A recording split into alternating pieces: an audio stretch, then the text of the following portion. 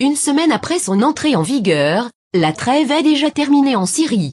Ce lundi, l'armée syrienne a annoncé la reprise de ses opérations 1 heure avant l'expiration du cessez-le-feu, accusant les rebelles de ne pas l'avoir respecté. Dans la soirée, au moins 32 civils avaient été tués à Alep et sa province, selon l'Observatoire syrien des droits de l'homme, ODH.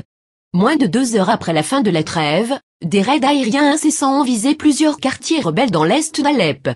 6 civils, parmi lesquels un enfant, ont été tués dans la ville d'Alep, 22 autres dans l'ouest de la province, dont 12 bénévoles du Croissant Rouge et conducteurs de camions d'aide humanitaire touchés à Orum al-Koubra, et 4 enfin dans l'est de la province, a précisé l'ODH dans un communiqué, faisant aussi état de dizaines de blessés. L'ONU a indiqué qu'au moins 18 camions chargés d'aide humanitaire avaient été endommagés par des bombardements à l'ouest d'Alep. Ces camions faisaient partie d'un convoi de 31 véhicules de l'ONU et du Croissant Rouge syrien, qui livraient de l'aide à 78 000 personnes à Orum al-Koubra. En France, le chef de la diplomatie Jean-Marc Ayrault a condamné avec la plus grande fermeté ces raids. Les tensions n'ont cessé de croître depuis vendredi sur le terrain, la tension s'est accrue dès vendredi avec des affrontements dans la périphérie de Damas, la capitale. Samedi, un bombardement de la coalition menée par les États-Unis avait frappé involontairement les troupes de Bachar al-Assad, tuant au moins 90 soldats à Deir ez-Zor et, selon l'Observatoire syrien des droits de l'homme, ODH. États-Unis et Russie se sont régulièrement accusés de ne pas respecter les conditions de l'accord qu'ils ont signé ensemble et qui devait permettre la création d'un centre de coordination des opérations communs pour leurs deux armées.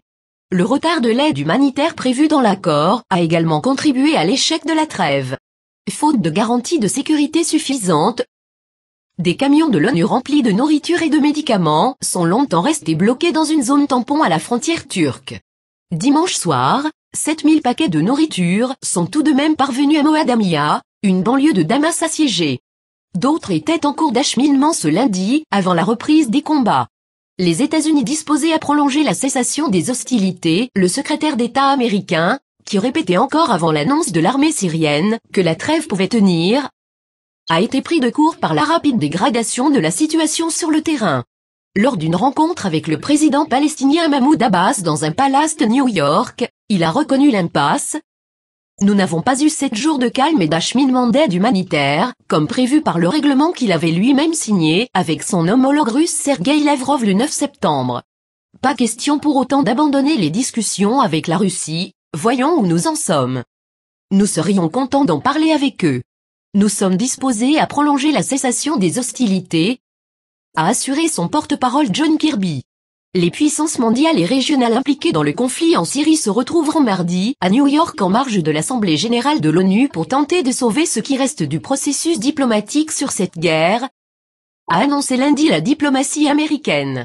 En 5 ans, la guerre en Syrie a fait plus de 300 000 morts et la moitié de la population a été chassée de chez elle. Si une partie a été déplacée à l'intérieur du pays, plus de 4 millions de personnes ont été contraintes à l'exil.